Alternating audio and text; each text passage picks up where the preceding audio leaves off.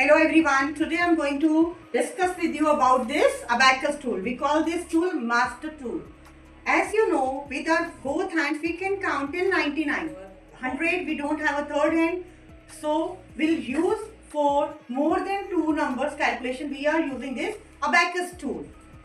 So this is outer side body we call frame. These are upper beats, these are lower beats. This is a value bar.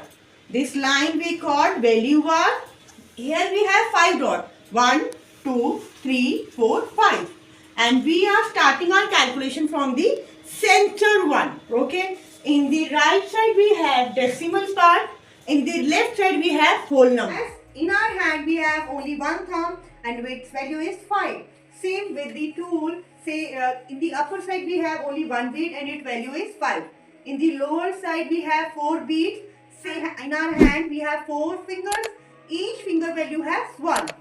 So as you know we can count till 99 with our both hands. 400 we have to take this abacus tool for the beyond 2 number digits calculation. Everyone stay tuned.